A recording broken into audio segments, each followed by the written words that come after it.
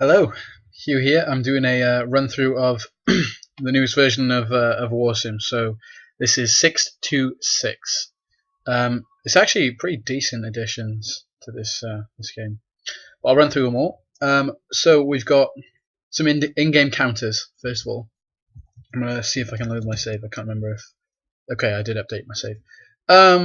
Okay, so in-game counters. First of all, let's have a look at in game stats, it shows me how many seconds I've been playing. It does carry over across saves, and if I go back into it again, the seconds do update as time goes on. So I've been playing for a total of 30,069 seconds. Take a break, that's more than an hour.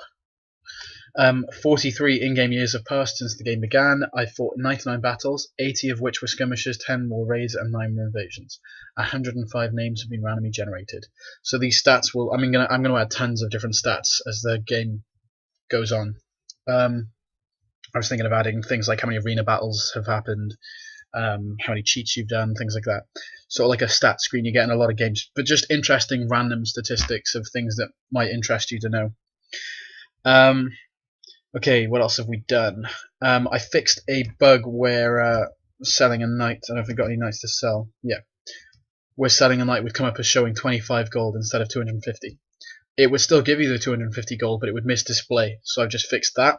I fixed the problem with the slaver fort, where every single turn you'd get twice as many slave soldiers as you would slaves being captured, which was supposed to be the reverse. So I've made it the reverse now, made that work. I've added the extra screen to the main menu actually, so we can't see that now because I have to open and close the game. But at the main menu, you can actually access the extra screen just like you can in game. And we've got the cheats menu on this one, but obviously in the main menu one, cheats menu is blocked because you're not currently actively playing the game. But you might notice some new stuff here: concept art instead of concept map. In-game wiki and credits has been moved in here as well, so you've got the credits of music, which I've now got an approval for, so the music is allowed to stay, thanks to Matthew Pablo, his website there, matthewpablo.com. But the songs are absolutely awesome, and they make the game so much better, so I'm so glad we can keep those. The in-game wiki shows standard units. This is on the request of Dark on Audio Games Forums, so that we can actually see what damage the units do. So I've just added a little mini in-game wiki. It's definitely going to be developed to hold more information. It also shows you the randomly generated creatures stats. So for example, we can see the stats of the marauding titans, or tritons even, sorry, and they're various. You got militant triton, triton warrior, then we got the lightning necromancers, the northwestern orcs, bogland satyrs, and the tusk druids. And you can see what each of their troops have as stats, which is pretty interesting, and you can keep up to date on who the strongest fighters are. In this case, the Tusk Champion of Roots is the strongest warrior of any, except for demons. So yeah, so we got that. Anything else new before I move on to final stuff? I fixed the skeletal race bug.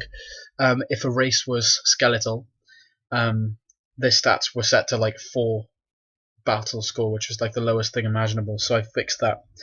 And now to move on to the concept art screen, we've now got the old, which was the gnome face generator. I've updated gnome faces now to be different, so the old gnome face generator still remains, so you can see what the old gnomes look like. The new gnomes just have bigger hats and smaller faces. I've also shown pictures of, or added pictures of, the concept art for the dwarves that I made when we were first trying things out, the original vampires, some random stuff. I mean, that top one there later ended up becoming Ghouls and Zombies standard face. Just unnamed test, that was my attempt at hair on the, and some weird cocoon face thing. General tests, this was the dwarven female and the elven female test. And then the old human faces, what they used to look like, and then obviously the concept map then is added here. So that's all there under concept art. And if we go to random generators and face generators, the gnome faces have been updated, so they look a bit crazy and scary, but the faces are smaller. The nose has been added to the eye area. but the hats are bigger. They do look a bit more gnome-like and a bit less human-like. And what you'll also notice is it shows how many possible faces can be generated at the bottom. So if you were to edit the game's files by going into data and faces and adding a new part to the gnome faces, you would notice a change in the number. But yeah, so as it stands, there are currently what is that? Gotta figure this out. 3,073. 25.9 billion different gnome faces. So that's quite a lot of gnomes. So, I mean, generally speaking, you'll never see the same one again, and all of these we've caught on video will never be seen again. But they all look samey, so you'll not notice that you haven't noticed them, if that makes sense. I don't even know what I'm saying, but it's the limit of procedural generation, isn't it? It's predictable in its nature, but you do see the odd thing that looks pretty cool. And these are zombie faces, so this is the biggest one. There's 103 billion possible zombie faces. That's the biggest generator I've ever made for faces so far, I believe, unless I'm wrong. And this will be the default face for ghouls, which originally used the lich faces, and a new race we've added called zombies, which is, you know, what you'd expect, zombies. So yeah, these all look weird as hell. The faces are very warped, and unlike all the other races, they don't follow a standard facial structure. Their facial structure is very malleable, which is why there are so many variations, because their face can change so much. So you'll get some really weird looking ones out of this. But that's cool. And yeah, so I think that's pretty much everything. I fixed the positioning of the Spymaster's firing option, because it was very misplaced, where firing was the first option for Spymaster, but all the other first options were training and second options were firing. So I've just updated that. And I've also updated lich faces a little bit, so liches vary a little bit more. So it went from having 5,400 different lich faces to 1.9 million different faces. So they vary a little bit more. And we'll see if we can get a random kingdom of let's see. Oh, what's happening? There we go. The generator is slow. I can explain why it's going so slow as well. When we have races like half deers, it's a complicated explanation, but I will fix that in the next version so that it won't be so slow. So if it goes slow, it means we've got a race that doesn't have a standard face. For example, I don't know, werefrogs. If it goes fast, so this one will have one. Oh no, okay, I guess it wasn't so slow. There we go. We got three-eyed zombies anyway. So let's have a look at that kingdom.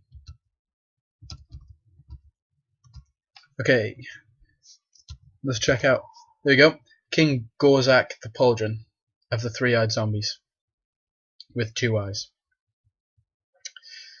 I will have to modify that. If they're three-eyed, they shall have to use a special three-eyed code. Yeah, I don't know. Also, three-eyed demigods, that would be interesting, since they already have 3 eyes.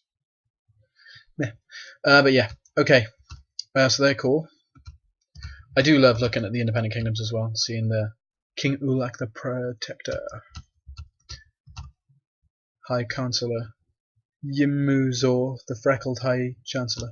I don't know why I said that weird the first time. Oh, here we go. Oh, ghouls. Nice. Here, there we go. So Baron Marrow Whitebeard. Marrow. I get it. Of the glowing ghouls. So yeah, he looks kind of cool. So these are the kind of people you'll be encountering in your world. And y'all, yep, the terrible of the island imps. He is stupid by nature. So yeah, mainly in this version, obviously we've got a new race, a few little fixes. The new counters was a pretty big thing. In-game wiki and lots of face and concept art things have been added. So generally speaking, if you're into the graphics, a lot of new graphics. I mean, 25 billion new gnome faces, 103 billion new zombie faces, a lot of new shit.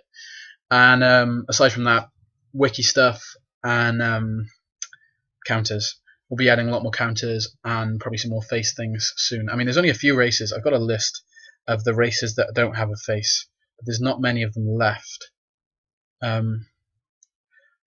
I think I will be modifying it a little.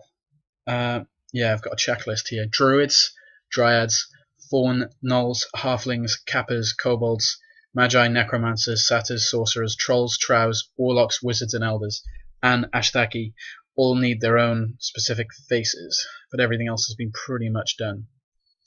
It'll be difficult, but I will be getting on that at some point. I might also add a lot more male faces, men faces, because humans look pretty standard. I want to add some variating things that will change the game a little. But yeah, for wizards, I'm pretty stuck for how I'm going to differentiate them from any other race. But I will find a way. And as for things like kobolds, for example, it's confusing because I know in different games and different worlds, kobolds look different vastly. You know, in some they're kind of like wolf-like, and in some they're goblin-like, so it's going to vary. But I'll have to decide what I go with and go with that. But yeah, so I'm waffling on a little, but that's pretty much it for now. 0.6.2.6. It is not compatible with your save game. It is available for download in the sidebar of the subreddit. Like, comment, but yeah, definitely comment on the subreddit. I'll get back to you straight away.